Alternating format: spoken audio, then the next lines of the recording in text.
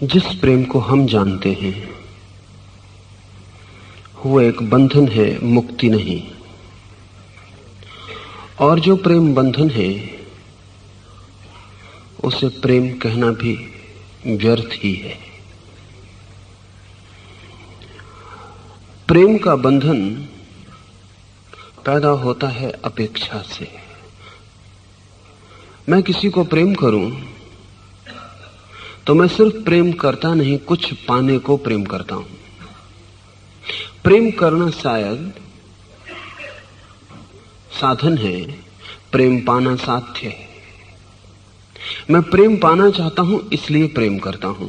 मेरा प्रेम करना एक इन्वेस्टमेंट है, उसके बिना प्रेम पाना असंभव है। इसलिए जब मैं प्रेम करता हूं प्रेम पाने के लिए, तब प्रेम करना केवल साधन है, साध्य नहीं। नजर मेरी पाने पर लगी है,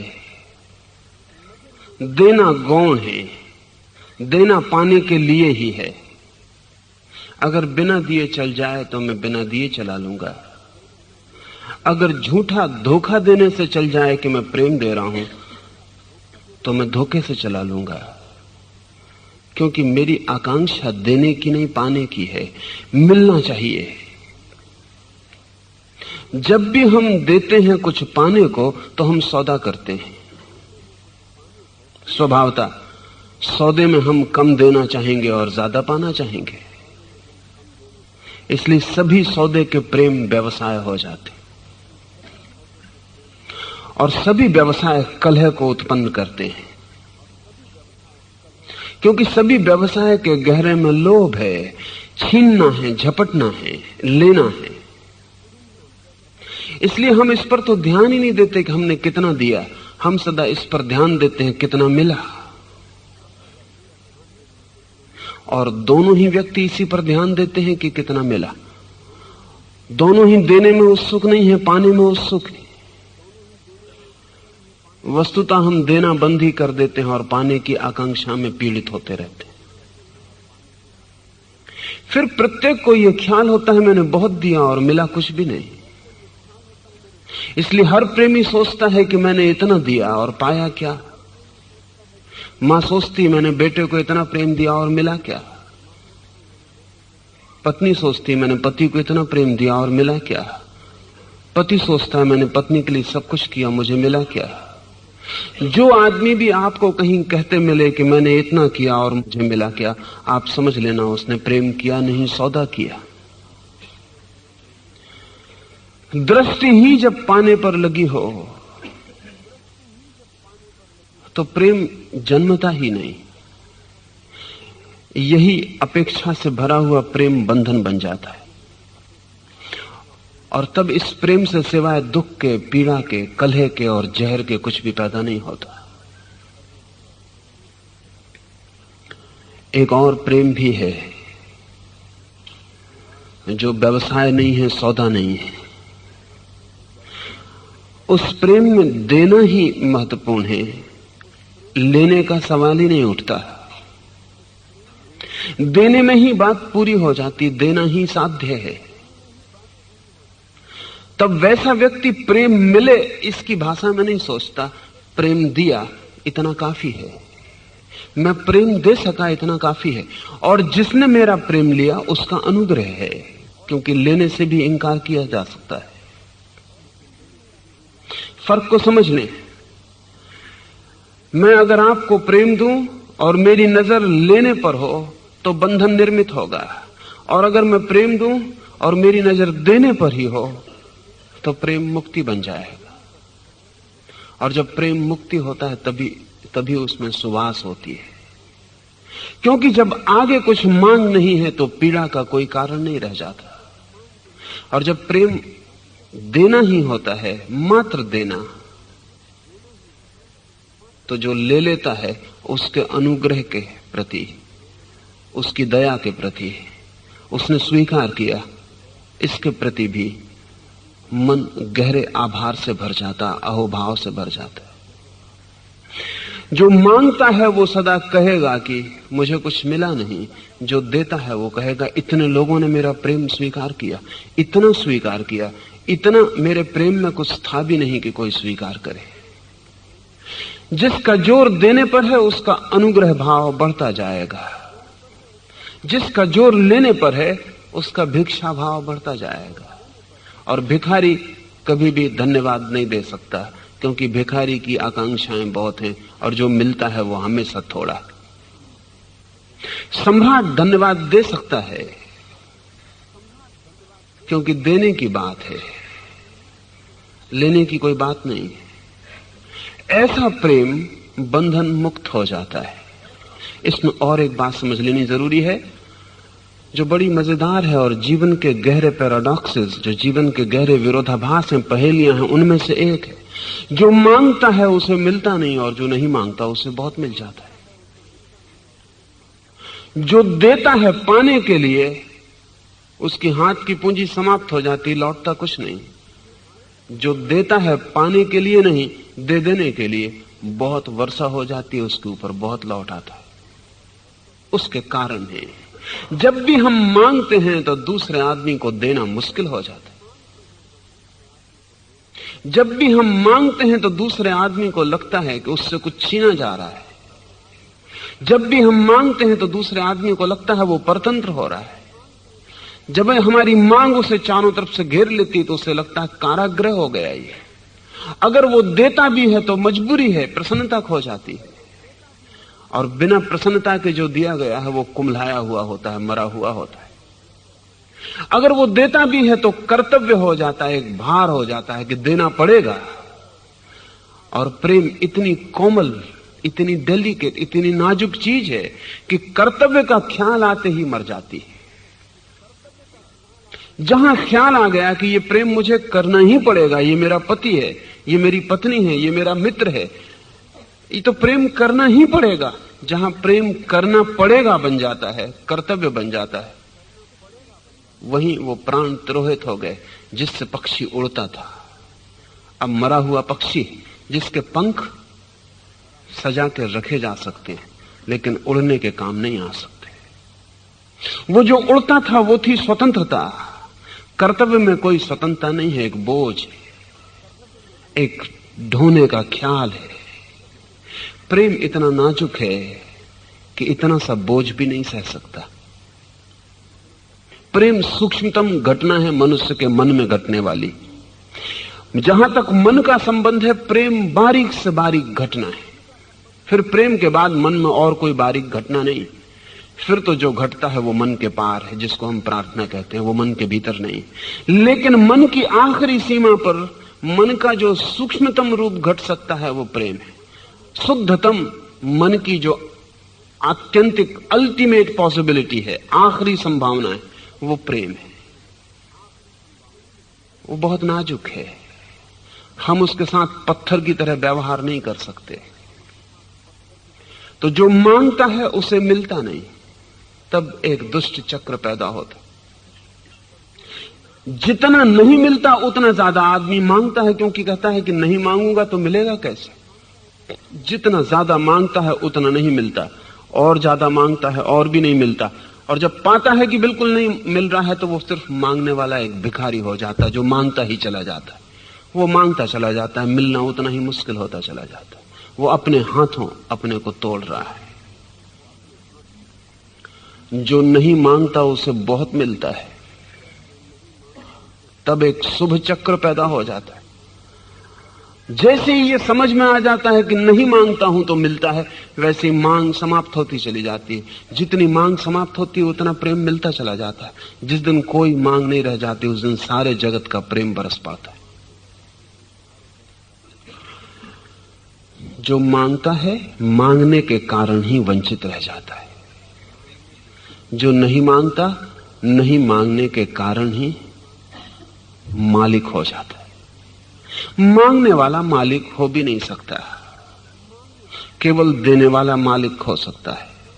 इसलिए मैंने पीछे आपसे कहा, जो आप देते हैं उसी के आप मालिक हैं, जो आप मांगते हैं उसके आप मालिक नहीं हैं। मांगने से जो मिल जाए उसके भी आप मालिक नहीं हैं। जो देने से चला जाए उसी के आप मालिक हैं। ऐसे प्रेम को हम कहेंगे बंधन मुक्त, जो सिर्फ दान है, अपेक्षा रहित, बेशर्त, अनकंडीशनल। धन्यवाद की भी अपेक्षा नहीं होनी चाहिए। लेकिन हम कहेंगे तो बड़ा कठिन है। अगर हम धन्यवाद की भी अपेक्षा ना करें, कुछ भी अपेक्षा ना करें, तो हम प्रेम करेंगे ही क्यों? हम सबको यह ख्याल है कि हम प्रेम करते ही इसलिए हैं कि कुछ पाना है, तब आपको पता ही नहीं प्रेम का सारा आनंद करने में ही है,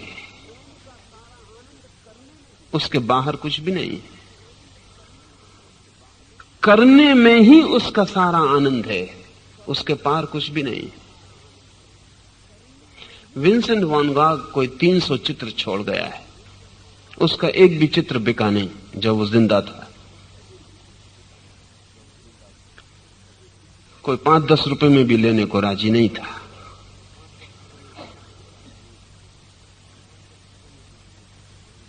आज उसके एक एक चित्र की कीमत 5 लाख 10 लाख रुपया है। वैन गॉग का भाई था,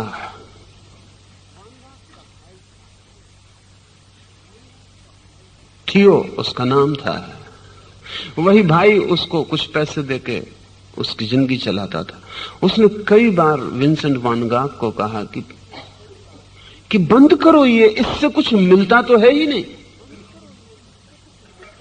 तुम चित्र बनाए चले जाते हो, मिलता तो कुछ भी नहीं। भूखे मरते हो, क्योंकि उसे जितना थियो देता था उससे सिर्फ उसकी रोटी का काम चल सकता था 7 दिन। तो वो 4 दिन खाना खाता था, 3 दिन उपवास करता था, ताकि 3 दिन में जो रोटी के पैसे बचे उनसे रंग और कैनवस खरीदा जा सके। उनसे वो चित्र बनाता था। इस तरह बहुत कम लोगों ने चित्र बनाए हैं, इसलिए जैसे चित्र वैन गॉग ने बनाए हैं वैसे चित्र किसी ने भी नहीं बनाए। लेकिन वैन गॉग हंसता और वो कहता कि मिलना, जब मैं चित्र बनाता हूं तब मिल जाता है, जब बना रहा होता हूं तब सब मिल जाता है। चित्र बनने के बाद कुछ मिलेगा, ये बात ही बेहूदी है। इसका बनाने से कोई संबंध ही नहीं। जब मैं बनाता हूं तभी मेरे प्राण उस बनाने में खिल जाते हैं। जब वहां रंग खिलने लगते हैं तब मेरे भीतर भी रंग खिलने लगते हैं। जब वहां रूप निर्मित होने लगता है तो मेरे भीतर भी रूप निर्मित होने लगता है। जब वहां सौंदर्य प्रकट हो जाता है तो मेरे भीतर भी सौंदर्य प्रकट हो जाता है। वो चित्र में हुआ सूर्योदय मेरे भीतर हो रहा भी सूर्योदय है, साथ ही साथ उसके पार और कुछ मिलने का सवाल नहीं है। ये बात ही व्यवसायी की है। वो व्यवसायी सोचेगा चित्र बना के बिकेगा या नहीं। थियो ने एक बार सोचा कि बेचारा वैन गॉग जिंदगी भर बनाता हो गया, क्योंकि थियो सोच ही नहीं सकता। वो एक दुकानदार है, वो भी काम करता है चित्रों के बेचने का। वो एक दुकानदार है, वो चित्र बेचने का काम करता है। उसकी कल्पना के ही बाहर है, समझ के ही बाहर है कि चित्र बनाने में ही कोई बात हो सकती। जब तक चित्र बिके ना तब तक बेमानी है, तब तक व्यर्थ गया श्रम। उसने सोचा कि वैन गॉग जीवन भर हो गया बनाते बनाते, इसका एक चित्र ना बिका, कितना दुखी ना होता होगा मन में। स्वभावतः व्यवसायी को लगेगा कि कितना दुखी ना होता होगा मन में, कभी कुछ मिला नहीं, सारा जीवन व्यर्थ गया। तो उसने एक मित्र को कुछ पैसे दिए और कहा कि जाके वैन गॉग का एक चित्र खरीद लो, कम से कम एक चित्र तो उसका बिके, उसको लगे कि कुछ मेरा चित्र भी बिका। वो मित्र गया, उसे तो खरीदना था, ये कर्तव्य था, उसे कोई चित्र से लेना देना तो था नहीं। वैन गॉग चित्र दिखा रहा है, वो चित्र वगैरह देखने में उतना उत्सुक नहीं। वो एक चित्र कहता है कि ये मैं खरीदना चाहता हूं। देखने में उसने कोई रस ना लिया, डूबा भी नहीं, चित्रों में उतरा भी नहीं, चित्रों से उसका कोई स्पर्श भी नहीं हुआ। वैन गॉग खड़ा हो गया, उसकी आंख से आंसू गिरने लगे। उसने कहा कि मालूम होता है मेरे भाई ने तुम्हें पैसे देकर भेजा, तुम बाहर निकल जाओ और कभी दोबारा लौट के यहां मत आना, चित्र बेचा नहीं जा सकता। वो आदमी तो हैरान हुआ, वैन गॉग का भाई भी हैरान हुआ कि ये पता कैसे चला। जब उसने वानगाग से पूछा तो वानगाग ने कहा इसमें भी कुछ पता चलने की बात थी। उस आदमी को मतलब ही ना था चित्रों से, उसे खरीदना था।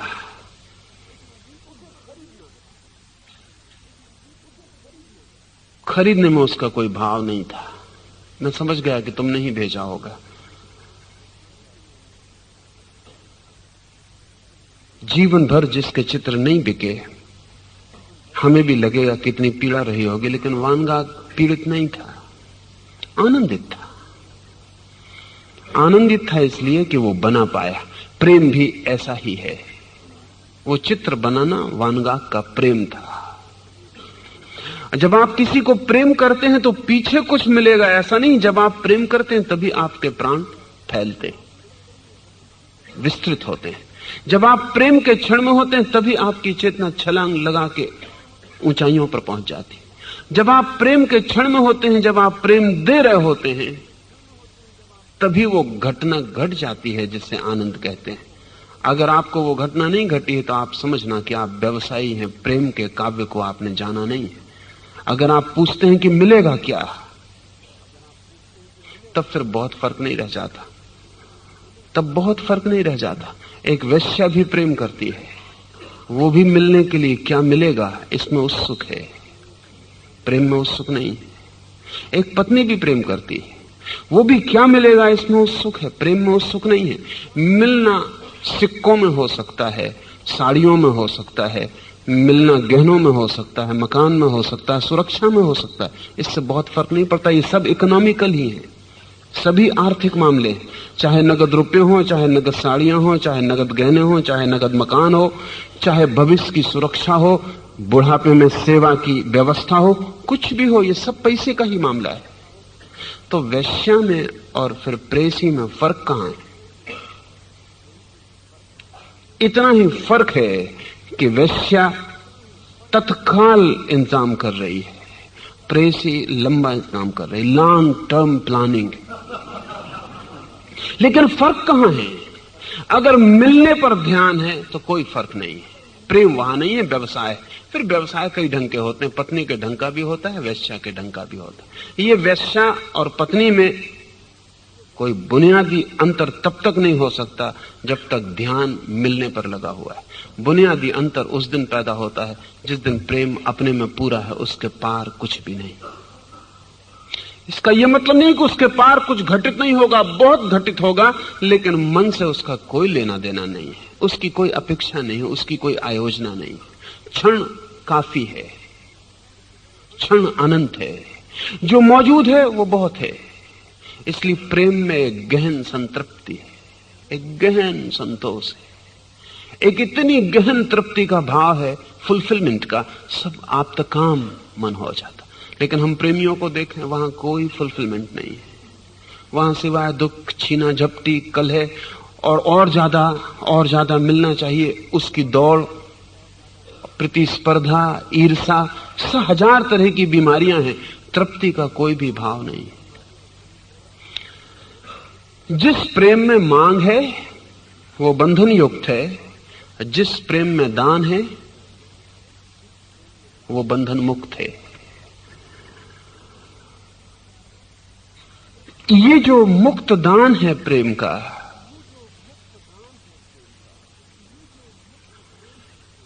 इसमें अगर काम की घटना घटती हो, ये जो दान है मुक्त प्रेम का, एक ठीक से समझ लें, जिसमें मांग है उसमें तो काम घटेगा ही, घटेगा नहीं, काम के लिए ही प्रेम होगा। सेक्स ही आधार होगा सारे प्रेम का। जिसमें व्यवसाय है वहां प्रेम तो बहाना होगा। वैज्ञानिक कहते हैं वो जस्ट ए फोर प्ले, वो काम वासना में उतरने के पहले की थोड़ी क्रिया। इसलिए जब नया नया संबंध होता है दो व्यक्तियों का तो काफी काम क्रीड़ा चलती है। पति पत्नी की काम क्रीड़ा बंद हो जाती है, सीधा काम ही हो जाता है। फोर प्ले, वो जो पहले का खेल है, वो सब बंद हो जाता है, उसकी कोई जरूरत नहीं रह जाती, लोग आश्वस्त हो जाते। जिसमें लक्ष्य कुछ और है, कुछ पाना है, वहां यौन केंद्र होगा। जहां लक्ष्य कोई और नहीं है, प्रेम देना है, वहां भी यौन घटित हो सकता है, लेकिन गौण होगा, छाया की तरह होगा। यौन के लिए वहां प्रेम नहीं होगा। प्रेम की घटना में यौन भी घट सकता है, लेकिन तब वो यौन सेक्सुअल नहीं रह जाएगा, उसमें दृष्टि ही पूरी बदल जाएगी। वो प्रेम के विराट घटना के बीच घटती हुई एक घटना होगी। प्रेम यौन के लिए नहीं होगा, प्रेम में कहीं यौन समाविष्ट हो जाएगा। ये दूसरी स्थिति है, लेकिन यौन संभव है। इसकी शुद्धतम तीसरी स्थिति है जहां यौन तिरोहित हो जाता है, उसी को हम करुणा कहते हैं। जहां प्रेम बस प्रेम रह जाता है, न तो यौन लक्ष्य रहता और न यौन प्रेम के बीच में घटने वाली कोई चीज रहती, सिर्फ प्रेम रह जाता है। जैसे हम दिया जलाएं तो थोड़ा सा धुआं उठे, जैसे हम धुआं करें तो थोड़ी सी लपट जले। एक आदमी धुआं करे तो थोड़ी सी लपट जल जाए, ऐसा है पहले ढंग का प्रेम। यौन धुआं असली चीज है। अगर उस धुएं के करने में कहीं लपट जल जाती है प्रेम की, तो गौण है, बात अलग है। जल जाए तो ठीक, न जले तो ठीक। और जले भी तो उसके जलाने का मजा इतना ही है कि धुआं ठीक से दिखाई पड़ जाए, बाकी और कोई प्रयोजन नहीं है। दूसरी स्थिति जहां हम दिए की ज्योति जलाते हैं, लक्ष्य ज्योति का जलाना है, थोड़ा धुआं भी पैदा हो जाता है। धुएं के लिए ज्योति नहीं जलाई है, ज्योति जलाते हैं थोड़ा धुआं पैदा हो जाता है। प्रेम जलाते हैं थोड़ा सा यौन सरक आता है। तीसरी अवस्था है जहां सिर्फ शुद्ध ज्योति रह जाती, कोई धुआं नहीं रहता। स्मोकलेस फ्लेम, धूम्र रहित ज्योति, उसका नाम करुणा है। हम पहले प्रेम में जीते हैं। कभी कभी कोई कवि, कोई चित्रकार, कोई संगीतज्ञ, कोई कलात्मक एस्थेटिक बुद्धि की प्रज्ञा दूसरे प्रेम को उपलब्ध होती है, लाखों में एक और कभी करोड़ों में एक व्यक्ति तीसरे प्रेम को उपलब्ध होता है। बुद्ध, महावीर, क्राइस्ट, कृष्ण। यह है शुद्ध प्रेम। यहां अब लेने का तो कोई सवाल ही नहीं है, यहां अब देने का भी भाव नहीं है। इसको ठीक से समझ लें। यहां लेने का तो कोई सवाल ही नहीं है, यहां देने का भी कोई भाव नहीं है। यहां तो करुणा ऐसे ही बहती है जैसे फूल से गंध बहती है। राह निर्जन हो तो भी बहती है, कोई ना निकले तो भी बहती है। जैसे दिए से रोशनी बहती है, कोई न हो देखने वाला तो भी बहती है। पहले तरह के प्रेम में कोई देने वाला हो तो बहता है, दूसरे तरह के प्रेम में कोई लेने वाला हो तो बहता है, तीसरी तरह के प्रेम में, जिसको हमने करुणा कहा है, कोई भी ना हो, न लेने वाला न देने वाला, तो भी बहता है। स्वभाव है।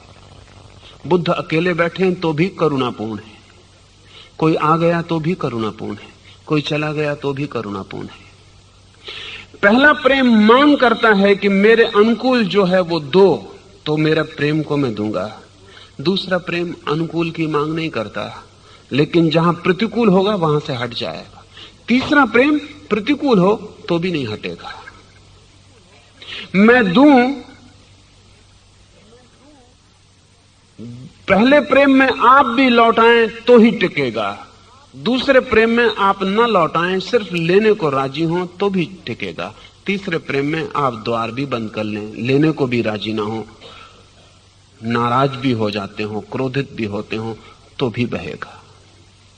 तीसरा प्रेम अबाध है, उसे कोई बाधा नहीं रोक सकती, उसे लेने वाला भी नहीं रोक सकता, वो बहता ही रहेगा। वो अपने को लेने से रोक सकता है, लेकिन प्रेम की धारा को नहीं रोक सकता। उसको हमने करुणा कहा है। करुणा प्रेम का परम रूप है। पहला प्रेम शरीर से बंधा होता है, दूसरा प्रेम मन के घेरे में होता है, तीसरा प्रेम आत्मा के जीवन में प्रवेश कर जाते। ये हमारे 3 घेरे हैं, शरीर का, मन का, आत्मा का। शरीर से बंधा हुआ प्रेम यौन होता है मूलतः। प्रेम सिर्फ आसपास चिपकाए हुए कागज के फूल होते हैं। दूसरा प्रेम मूलतः प्रेम होता है, उसके आसपास शरीर की घटनाएं भी घटती हैं क्योंकि मन शरीर के करीब है। तीसरे प्रेम में शरीर बहुत दूर हो जाता है, बीच में मन का विस्तार हो जाता है, शरीर से कोई संबंध नहीं रह जाता। तीसरा प्रेम शुद्ध आत्मिक है। एक प्रेम है शारीरिक बंधन वाला, दूसरा प्रेम है शुद्ध मानसिक निर्बंध, तीसरा प्रेम है शुद्ध आत्मिक।